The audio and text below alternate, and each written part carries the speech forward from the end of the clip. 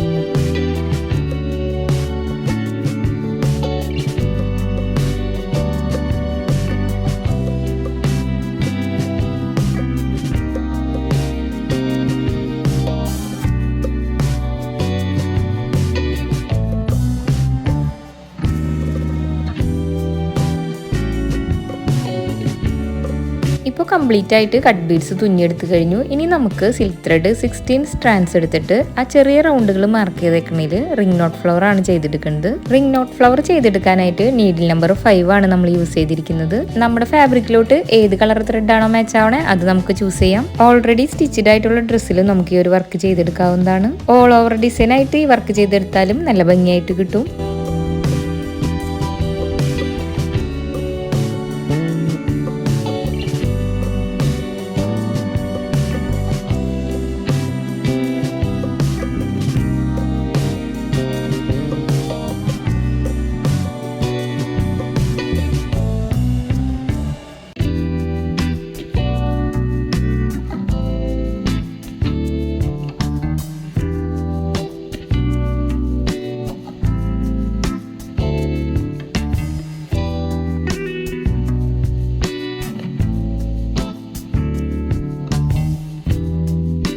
ഇപ്പോൾ ഒരു ഫ്ലവർ ചെയ്തെടുത്തു. ഇതുപോലെ നമുക്ക് കംപ്ലീറ്റ് ആയിട്ട് ഫ്ലവേഴ്സ് ചെയ്തെടുക്കണം.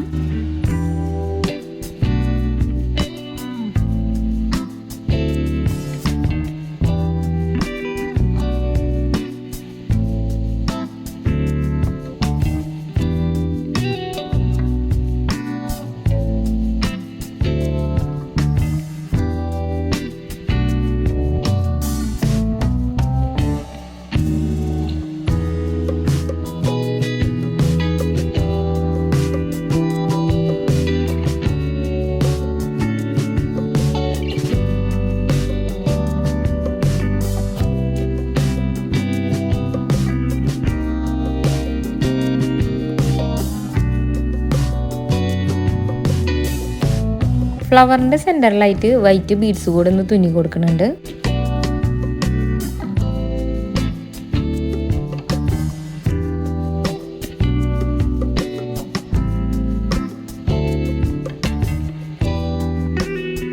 വർക്ക് കംപ്ലീറ്റ് ആയിട്ട് ചെയ്തെടുത്തതിന് ശേഷം നമ്മൾ മാർക്ക് ചെയ്തൊക്കെ ഒന്ന് മാറ്റി കൊടുക്കുകയാണ് ചെയ്യുന്നത്. കംപ്ലീറ്റ് ആയതിനു ശേഷം ലുക്ക് കണ്ടിട്ട് നിങ്ങളുടെ അഭിപ്രായങ്ങളൊക്കെ കമന്റുകളായിട്ട് അറിയിക്കണേ. ഇതുപോലുള്ള 3 ഡിസൈൻസ് ആണ് നമ്മൾ ചെയ്തിരുന്നത്.